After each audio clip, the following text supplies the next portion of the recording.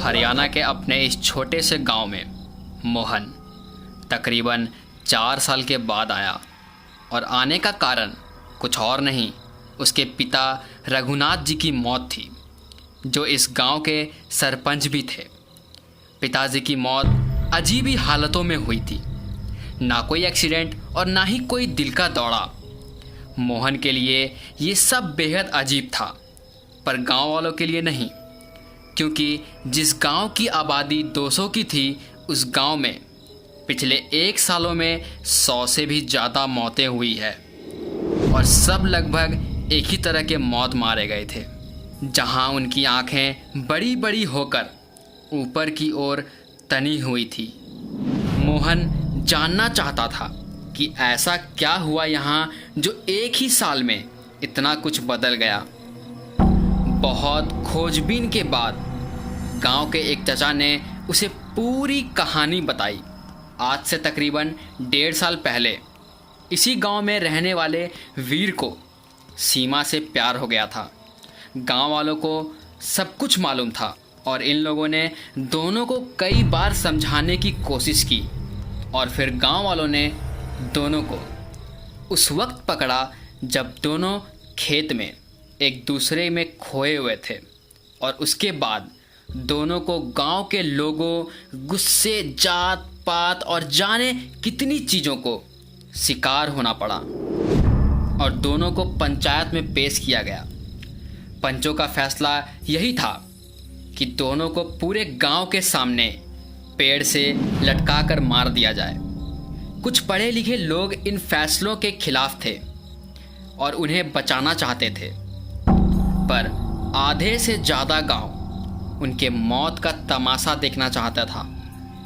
मरते मरते उस लड़के ने कसम खाई कि वो किसी को नहीं छोड़ेगा और उनके मौत के बाद एक के बाद एक लोगों की इस गांव में मौत हो गई।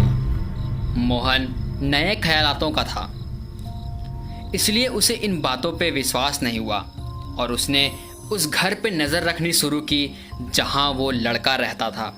देर रात जो कहानी उसे जिस चचा ने सुनाई थी, उनको उस घर में घुसते हुए दिखा। अगली रात फिर से वही हुआ और तीसरी रात मोहन पूरी तैयारी के साथ गया। जैसे ही चचा उस घर के अंदर गए, मोहन बाहर गश्त लगाए बैठ गया। रात के अंधेरे में काफ़ी देर इंतज़ार करने के बाद जैसे ही चचा बाहर आए, उसने उन्हें धर दबोचा और कहा, और कितना झूठ बोलोगे चचा? हो ना हो, इन सब के पीछे तुम्हारा ही हाथ है। लोगों को डराने के लिए लोगों को मन घड़न कहानियाँ बताते हो। चुपचाप बताओ, नहीं तो मार डालूंगा यहीं। चाचा ने तसल्ली के साथ उसकी बात सुनी और फिर एक बात कही, मैंने तुम्हें बता दिया तो वो मुझे मार देगा जो इस घर के अंदर है। इतना सुनकर मोहन ने उसे धमकाते हुए कहा, अगर आपने नहीं बताया तो मैं कल ये बात पूरे गांव को बता दूंगा और फिर सबकी मौत का जिम्मा आपके सर होगा और गांव वाले आपको ऐसे ही मार देंगे। भलाई इसी में है चचा, सब कुछ सच सच बता दो। चचा ने बस इतना कहा कि सच जानना ही है तो कल रात मेरे साथ अंदर चलना। तय वक्त के मुताबिक रात का अंधेरा घिरते ही मोहन चचा के साथ निकल पड़ा उस घर की तरफ। वहां पहुंचते ही चचा ने कहा कि कुछ भी दिखे या कुछ भी हो जाए, बस शोर मत मचाना। घर के अंदर घुस के आंगन में चाचा ने टिफ़िन खोलकर सारा खाना एक प्लेट में सजाया और फिर एक कमरे के सामने रखकर दरवाजे की ओर अपनी पीठ करके खड़े हो गए और मोहन को भी वही करने का इशारा किया। उनके मुड़ते के साथ ही कमरे का दरवाज़ा खुला और प्लेट की सरकने की आवाज़ के साथ साथ दरवाजे का बंद होने की आवाज़ भी आई। जैसे ही दरवाज़ा बंद हुआ, मोहन ने पलटकर दरवाजे को थपथपाना शुरू किया और बोलने लगा, तुम जो कोई भी हो, तुम्हारा भांडा फूट चुका है। अंदर से बाहर निकलो, नहीं तो दरवाज़ा को तोड़ दूंगा मैं। मोहन के दरवाजे खटखटाने और चिल्लाने के बाद भी जब किसी ने दरवाज़ा नहीं खोला तो उसने एक ज़ोरदार धक्का दिया, जिससे दरवाज़ा तुरंत ही खुल गया। कमरे के अंदर मोहन ने देखा तो पूरा का पूरा कमरा खाली पड़ा था और वो प्लेट खाली ज़मीन पर पड़ी थी। मोहन ने कमरे को इधर उधर देख ही रहा था। उतने में ही चचा कमरे के अंदर गए और मोहन को जोर धक्का देके कमरे के बाहर किया और दरवाज़ा को अंदर से बंद कर लिया। कुछ देर तक अंदर से चिल्लाने की आवाज़ें आई और उसके बाद प्लेट नीचे से सरक कर बाहर आई और साथ ही था एक कागज़ का टुकड़ा जिस पे लिखा था, अब कल से खाना यहाँ तुम लेके आओगे और इस बारे में अगर किसी को भी बताने की कोशिश की तो तुम्हारा भी वही हाल होगा जो अभी चाचा के साथ हुआ। मोहन समझ चुका था, कुछ भी झूठ या गलत नहीं बताया गया था उसे। उसने समझ लिया कि उसे अब वापस शहर भागना ही पड़ेगा। उसके पास कोई दूसरा चारा नहीं था। मोहन घर जाने की बजाय गांव के स्टेशन पे गया और जाकर ट्रेन की जो पहली टिकट मिली वो ले ली। ट्रेन अगली रात की थी। सवेरे जब मोहन उठा तो एक पल को मानना चाहता था कि जो कुछ भी हुआ था वो एक सपना हो, लेकिन काश ऐसा हो पाता। शाम तक का वक्त आराम से रोज़ की तरह ही बीता। उस दिल में डर और घबराहट बढ़ती ही जा रही थी। रात को जब तक खाना खाने का वक्त हुआ तब तक मोहन बैग वैग सब बांध चुका था। खाना खाकर चुपचाप स्टेशन निकलने के सोचा तो रसोइया उसके हाथ में टिफ़िन देते हुए बोला, लीजिए मालिक, जल्दी जाइए, देर ना हो जाए खाना पहुंचाने में। ट्रेन तो आपकी कैंसिल हो ही गई है। मोहन को जैसे बिजली का झटका लगा। ये सुन के उसने फ़ोन के इंटरनेट पे चेक किया तो वाकई ट्रेन कैंसिल हो चुकी थी। उसने कहा, मतलब तुम्हें कैसे पता ये सब?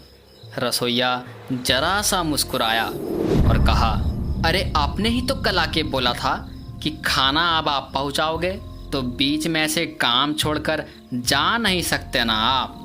मोहन को ये सुनकर और बड़ा झटका लगा। उसने जरा सा गुस्से से कहा, क्या बकवास कर रहे हो? मैंने तुमसे कब कहा ये सब? रसोइये ने एकदम रगों में खून जमाने वाली बात कही। मुस्कुराहट के साथ कहा, चुपचाप खाना दे आइएगा, वरना आपके पिताजी भी सरपंच थे गांव के, बच वो भी नहीं पाए थे। रसोइये ने एक इतनी बड़ी बात कह दी थी जो मोहन सोच भी नहीं पाया था। उसने जब पूछा कि वो कहना क्या चाह रहा था तो रसोइये ने उसी मुस्कान के साथ कह दिया, आपके पिताजी एक दिन खाना ले जाना भूल गए थे, इसलिए तो ये हाल हुआ उनका। आप मत भूलिएगा, जाइए, देर हो रही है। मोहन ने कुछ कहा नहीं, चुपचाप टिफ़िन उठाया और बाहर निकल गया। रास्ते में मोहन के दिमाग में एक तरकीब आई। क्या ज़रूरत थी इतना घबराने की? ट्रेन नहीं है तो क्या हुआ, सीधा जीप पकड़ के पास के गांव के बस अड्डे से दूसरी शहर तो जा ही सकता था। मोहन ने वैसा ही किया। जाकर सीधे जीप स्टैंड के पास एक जीप में बैठ गया और चुपचाप इंतज़ार करने लगा कि कब जीप निकलेगी। ड्राइवर ने भी कुछ देर इंतज़ार किया सवारियों का, लेकिन रात के वक्त गांव देहात में कहाँ सवारियां मिलेगी। उसने गाड़ी बढ़ा दी।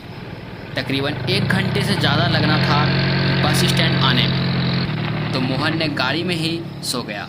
जीप चलती रही और काफ़ी देर के बाद नींद में ही मोहन ने जीप वाले की आवाज़ सुनी। उसकी नींद खुली। ए लियो बाबू साहेब, जाइए खाना दे आइए और आइंदा भागने की कोशिश मत कीजिएगा। मोहन ने आंखें खोलकर चारों ओर एक निगाह दौड़ाई तो उसे लगा जैसे उसके सर पर बालों के बीच सांप रेंग रहे थे। मोहन ना सिर्फ अभी भी अपने गांव में ही था, बल्कि उसी मकान के सामने था, वीर और सीमा के मकान के सामने। मोहन ने ये सुना जैसे हिम्मत हार ही गया था वो अपनी। चुपचाप अंदर गया और किसी अच्छे बच्चे की तरह अंदर खाना देकर आ गया। मोहन के लिए ये दिक्कत बनता जा रहा था। वो रोज़ रात को जाता और खाना देकर आ जाता। सुकून सिर्फ इतना था कि किसी और की जान नहीं जा रही थी। इसका मतलब यही था कि जब तक खाना पहुंचाया जाएगा तब तक कोई दिक्कत नहीं थी, लेकिन खाना अगर एक दिन भी ना पहुंचा तो मौत पक्की थी। मोहन बहुत दिनों तक चुपचाप सारी बातों को मानता रहा, लेकिन एक रात उसने ठान ली कि बहुत हो गया, अब और नहीं। वो सीधा भागा जीप पकड़ने को। छुप के जीप में बैठा रहा कि कहीं कोई फिर पहचान न ले। जीप चली तो किसी तरह छुपते छुपाते बस स्टॉप पर मोहन पहुंचा और बस की ओर लपक के दौड़ा। बस चल चुकी थी, लेकिन पीछे पीछे किसी अंधेरे में ऐसे दौड़ते देख बस रुकी और कंडक्टर ने दरवाज़ा खोला ही था मोहन को बिठाने के लिए। जब मोहन की शक्ल कंडक्टर ने ध्यान से देखी और उसे पहचानते ही मोहन के मुंह पर दरवाज़ा बंद कर दिया और बस आगे बढ़वा दी। मोहन भागता रहा बस के पीछे, लेकिन बस रुकी नहीं। और तभी बस की खिड़की से अपना सर निकालकर कंडक्टर ने कहा, भागने की कोशिश मत करो मोहन बाबू, इस कड़ी को तोड़ ना पाओगे तुम। उस कंडक्टर के इस बात से ही मोहन की नींद खुली। हाफते हाफते माथे का पसीना पोंछा और अपने बगल में देखा तो एक पल को सुकून से भर आई। मोहन का 3 महीने का बच्चा मोहन की बीवी से लग के सुकून से सो रहा था। मोहन को रोज़ रात के वक्त पे खाना पहुंचाते हुए 3 साल हो चुके थे। जब वहाँ से भागने के सारे तरीके जवाब दे गए तो आखिरकार मोहन ने अपने पिताजी की यानी सरपंच जी की खेती बाड़ी और अनाज के सारा काम संभाल लिया। इस बीच उसने शादी भी की। 3 महीने की छोटी सी बच्ची थी उसकी ज़िंदगी में। मोहन रोज़ सोचता था क्या करे। बच्ची के बारे में सोचकर एक बाप होने के नाते मोहन को बड़ा अजीब सा डर सताया जा रहा था। मोहन आज रात खाना देने पहुंचा तो खाना देकर रो पड़ा। कमरे के अंदर से किसी के खाने की आवाज़ें अचानक से रुक गई, जैसे अपने गुलाम की फरियाद सुनने को बादशाह रुकते थे। मोहन रो पड़ा और रोते रोते ही बोला, मैंने तुम लोगों का क्या बिगाड़ा है? मैंने तो कुछ नहीं किया। मैं तो था भी नहीं जब तुम दोनों के साथ ये जुल्म हुआ। मेरी बच्ची है, बीवी है, मुझे माफ़ कर दो। किसी और से खाना मंगवा लो। कल से मुझे जाने दो। अपनी बात का जवाब मिला मोहन को जब अंदर से एक आवाज़ ने कहा, इससे बचने का सिर्फ एक ही तरीका है, किसी और को अपने साथ ले आओ जो मेरे लिए खाना लाएगा, लेकिन बदले में तुझे मरना होगा। इससे पूरी तरह का छुटकारा पाने का तरीका सिर्फ मौत है। मोहन के आंसू जैसे सूख गए। ये सुनकर पता नहीं कैसे उसे समझ आ गया था कि उसे करना क्या है। उसे ये सिलसिला रोकना ही था। मुश्किल घड़ी में ही मेहनत के रंग दिखते हैं और मोहन में हिम्मत सचमुच थी। वो घर गया और पूरे वक्त चुप रहा। दिन भर अपनी बच्ची के साथ खेलता रहा और अगली रात तक खाना तो क्या, एक बूंद पानी भी नहीं पिया। रात हुई, खाने से भरा टिफ़िन उठाया एक हाथ में और दूसरे हाथ में अपने 3 महीने की बच्ची को उठाया और चल पड़ा उस मकान की ओर। वहाँ पहुंचकर बड़े आराम से प्लेट में खाना निकाला और सरका दिया दरवाजे के नीचे। लो भाई, अब दूसरा कोई तो मिला नहीं तो मैं 3 महीने की बच्ची को ही ले आया। मुझे मार दो। अब तुम्हें रोज 3 महीने की बच्ची खाना पहुंचाने आएगी। यही एक तरीका मोहन को समझ आया। ये सब कुछ रोकने का। अब बच्ची तो खाना पहुंचा नहीं सकती, यानी ये पूरी कहानी और खौफ डर का खेल बंद हो जाना चाहिए था। मोहन, उसके सामने प्लेट दरवाज़ा नीचे से सरक कर बाहर आया और दरवाजे के उस पार से किसी का बहुत हल्का सा एक रोना सुनाई दिया। इधर मोहन अपनी बच्ची को देखे जा रहा था, जिसको कुछ नहीं पता था क्या हो रहा है। कहते हैं कि बच्चे भगवान का रूप होते हैं, शायद इसीलिए उस दिन के बाद उस गांव में किसी का कोई नुकसान नहीं पहुंचा और गांव की सारी दिक्कतें ख़त्म हो गई, एक 3 महीने की छोटी सी बच्ची की वजह से।